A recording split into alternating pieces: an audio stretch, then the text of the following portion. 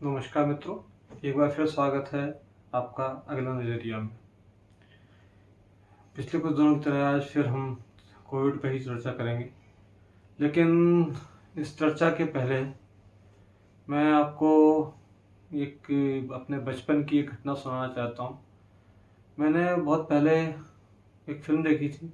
आपने गाना तो सुना ही होगा मनोज कुमार जी का, मेरे देश की धरती सोना उगले उगले हीरे मोती मेरे देश की धरती। यह उपकार फिल्म का था जो मैंने काफ़ी पहले बचपन में देखी, 3-4 बार ये फिल्म मैंने देखी है। तो उस फिल्म में पाकिस्तान से युद्ध का दिखाया गया था और उस युद्ध के दौरान देश में जमाखबरी के ऊपर चर्चा की थी। ये पहली घटना है जिसके ऊपर चर्चा कर रहा था। एक और घटना पर मैं चर्चा कर रहा हूँ कि जो द्वितीय विश्व युद्ध जब हुआ था, इस द्वितीय विश्व युद्ध के दौरान इंग्लैंड में बहुत तबाही मची थी। लंदन के ऊपर जर्मनी की वायुसेना ने बहुत बम गिराए थे और लंदन की स्थिति बहुत खराब थी। खाने पीने की बड़ी किल्लत थी, बहुत बीमारियां फैल रही थीं।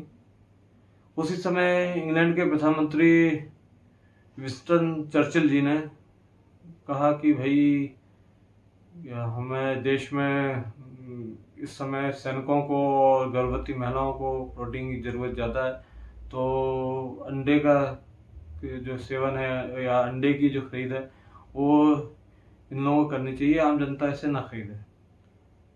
दूसरे दिन सुबह देखा गया तो जो अंडों की दुकानें थी उनके सामने लंबी लंबी लाइनें लगी हुई थी। जब जांच की गई तो मालूम पड़ा कि आम जनता जिनके घरों में अंडे थे वो अंडे वापस करने आई, क्योंकि वो चाह रहे थे कि ये अंडे सैनिकों को मिले और ये जो महिलाएं हैं, जो गर्भवती महिलाएं, उनको मिले। मतलब इंग्लैंड के लोगों का देश के प्रति समर्पण, देश की जरूरतों के प्रति समर्पण समझ में आता है। मैंने 2 घटनाओं की चर्चा की। दूसरी घटना जो है ये, इसके ऊपर तो आजकल सोशल मीडिया में बहुत कुछ आ रहा है, तो वहां से मुझे जानकारी मिली। मुझे कोई इसके बारे में ज़्यादा जानकारी नहीं थी। तो ये 2 घटनाएं जो हैं इनको तुलना कीजिए। पहली घटना जो भारत में पहले भी हुआ है, जिसके ऊपर फिल्म बनी है, और दूसरी घटना इंग्लैंड की है। तो पहली घटना जैसी स्थितियां आज भी भारत में है, कोविड की स्थिति है, लेकिन दवाई की जमाखोरी चल रही है। इंजेक्शन रेमडेसिविर की भयंकर जमाखोरी चल रही है, उसमें डुप्लीकेट इंजेक्शन भी मिल रहे हैं, उसकी ब्लैक मार्केटिंग हो रही है। इसके अलावा खबर तो ये भी है कि दिल्ली जैसी सिटीज़ में टैंकर्स में तो गैस, ऑक्सीजन गैस अवेलेबल है, लेकिन छोटे सिलेंडर अवेलेबल नहीं है, और इसकी वजह से मरीजों के पास टाइम से गैस नहीं पहुंच पा रही है। कारण क्या है? कारण सबसे इसका कारण ये समझ में आता है कि लोगों ने गैस सिलेंडरों की जमाखोरी कर रखी है, और एक अंदाजे के मुताबिक देश भर में लगभग 1 लाख के आसपास सिलेंडर जो ऑक्सीजन जिसमें रिफिल होनी थी, खाली या भरी अवस्था में गायब है। क्योंकि ये पिछले दिनों 4 दिन से देखने में आ रहा है कि दिल्ली में लोग जब भी सिलेंडर गैस मांगते हैं, गैस का सिलेंडर मांगते हैं, ऑक्सीजन गैस का सिलेंडर मांगते हैं, तो उनसे कहा जाता है कि आप खाली सिलेंडर ले आओ, हम भरा सिलेंडर का इंतजाम करा देंगे। मतलब कहीं ना कहीं तो खाली सिलेंडर की प्रॉब्लम हो रही है। खाली सिलेंडर की प्रॉब्लम इसलिए हो रही है कि सिलेंडर की जमाखोरी जारी है। अब जमाखोरी का कारण कुछ भी हो सकता है, ब्लैक मार्केटिंग हो सकता है, या लोगों का जो देश की व्यवस्था है या उसके प्रति अविश्वास है। यह अविश्वास एक दिन का नहीं हो सकता, यह अविश्वास काफ़ी लंबे समय से तैयार हुआ है। उन्हें कभी ये लगता ही नहीं है कि जब उन्हें ज़रूरत होगी तो उनको दवाई या ऑक्सीजन या मेडिकल फैसिलिटीज़ आसानी से मिल जाएगी। इसलिए जिसको मौका मिल रहा है वो कोशिश भर इसको अपने कब्जे में करने की कोशिश कर रहा है। ऐसे सब लोग नहीं है, लेकिन बहुत लोग ऐसा कर रहे हैं। तो मुझे लगता है कि ये गलत व्यवस्था है, और हम इसको दोहरा रहे हैं। उपकार फिल्म में के समय बताया गया था, शायद उस समय ऐसा हुआ होगा तभी फिल्म में ऐसा दिखाया गया होगा। उस समय में तो था नहीं, लेकिन बड़े बुजुर्ग लोग ज़्यादा जानते हैं। तो ये हमेशा से व्यवस्था रही है। जमाखोरी को रोकने के लिए सरकार विभिन्न काम भी करती रही है, कानून बनाती रही है, लेकिन फ़ायदा कुछ नहीं हुआ। पैसा चाहे कितना भी हो जाए लोगों को कम ही लगता है, हम भारतीयों को कम लगता है। तो ये है। इसके अलावा बहुत ज़रूरी है कि जल्दी से जल्दी हम कोरोना पे काबू पा सकें, और उसका तरीका केवल चेन तोड़ना है कोरोना की, जो पिछले वर्ष हमने सफलतापूर्वक तोड़ी थी। इस वर्ष लॉकडाउन नहीं लगने के कारण हम नहीं तोड़ पा रहे हैं। और हाँ, जैसे मैंने पहले भी चर्चा की थी कि अगर केंद्र सरकार लॉकडाउन लगाने का फैसला करती तो पूरे विपक्ष उसका विरोध करता। अब विपक्ष ने पिछली बार विरोध किया था, इसलिए विपक्ष कह भी नहीं पा रहा कि लॉकडाउन लगाओ, जबकि विपक्षी मुख्यमंत्री इसको लगाना चाहते हैं। कई बार महाराष्ट्र के मुख्यमंत्री ने इसका इशारा दिया है, छत्तीसगढ़ के मुख्यमंत्री इशारा दे चुके हैं, और झारखंड के मुख्यमंत्री दे चुके हैं। तो इसलिए वो चाहते हैं लेकिन कह नहीं पा रहे हैं।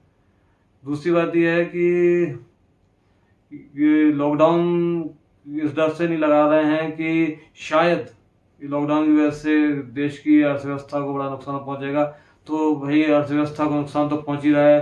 देश के जो लोगों का, काम करने वालों का बहुत बड़ा तबका इस समय कोरोना से डर के बैठा हुआ है, या कोरोना पीड़ितों की मदद में लगा हुआ है।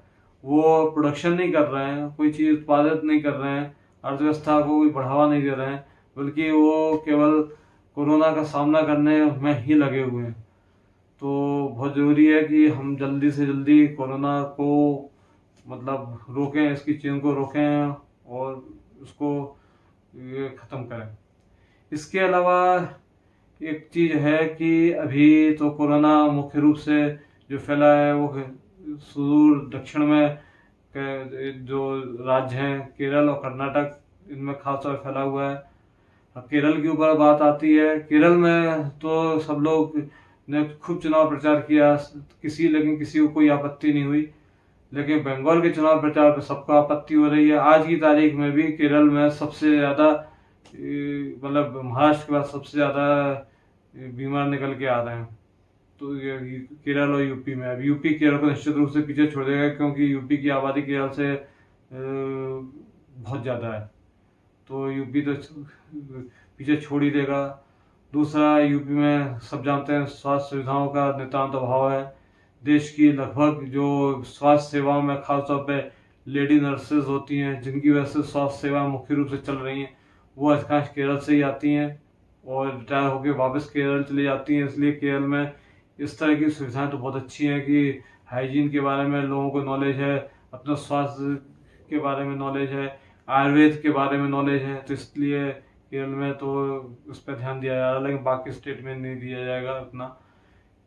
दूसरी बात यह है कि बहुत जल्दी यूपी और बिहार और बंगाल शायद इससे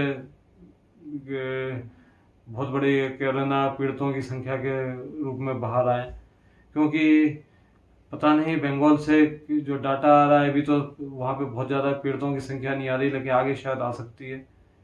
यूपी और बिहार में तो आबादी का प्रेशर इतना ज़्यादा है, और लौट के जो मजदूर आ रहे हैं वो जो कि मुख्य रूप से दिल्ली और मुंबई से आ रहे हैं, जहाँ पे सबसे ज़्यादा कोरोना पीड़ित हैं। तो उससे तो यूपी बिहार में कोरोना फैलने की बहुत संभावना है। बहुत देखते हैं क्या होता है। बहुत जल्दी इस पर काबू पाना जरूरी है, नहीं तो हम बहुत जल्दी प्रतिदिन 5-6 लाख बीमार देखेंगे, हो सकता है नए बीमार देखेंगे, हो सकता है ये संख्या और ज़्यादा बढ़े। इसलिए हम लोगों को ही इस पर ध्यान देने की ज़रूरत है कि कितनी जल्दी हम कोरोना का से अपने आप को बचाते हैं, देश को बचाते हैं। धन्यवाद। जय हिंद, जय राम जी की।